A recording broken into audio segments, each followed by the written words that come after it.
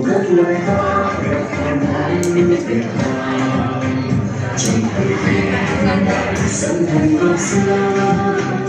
yêu cái đẹp gần đẹp chỉ yêu cái đẹp chỉ không đẹp kia tham vọng hay làm nhân ai vì sẽ lại một lửa chỉ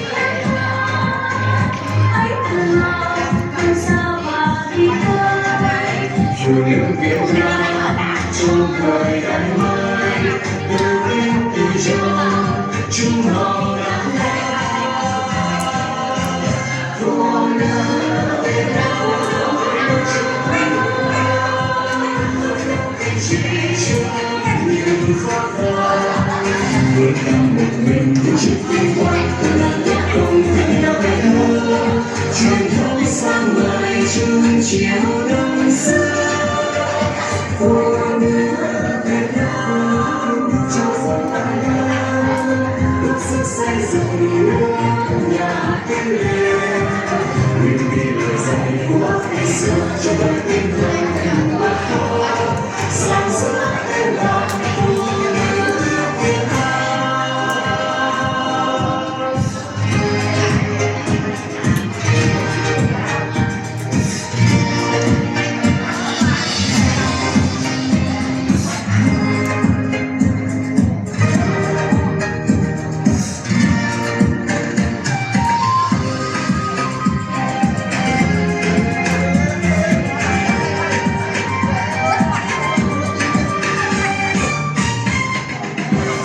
Các lời ca về phụ nữ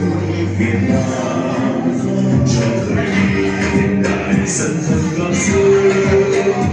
yêu cái đẹp làm người đẹp chứ yêu ai đẹp chỉ không đẹp yêu tham vọng hay làm nhân ai vì thao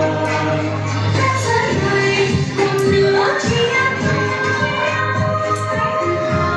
thầm sao mà đi tới phụ nữ Việt Nam trong thời đại mới tự tin từ trong chúng mãi đã phụ nữ Việt Nam chưa đủ lối bước vẫn không kiên trì chung những khó khăn vượt cạn một mình như chiếc vinh quang là tất công vì nhà Việt Nam truyền thống sáng người chung chiều đông xưa phụ nữ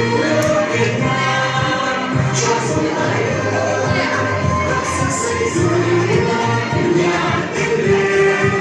nguyện vì lời dạy của bác khi xưa cho đẹp tinh thần thành một hoa sáng rỡ đẹp bạn phụ nữ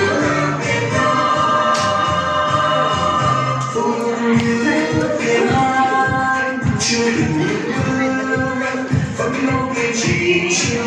nhiều khó khăn vượt qua một mình như chiếc vinh quang là tất công vì nhà Việt Nam truyền thống sang người chung chiều đông xưa phụ nữ Việt Nam cho thời đại ước sức xây dựng nước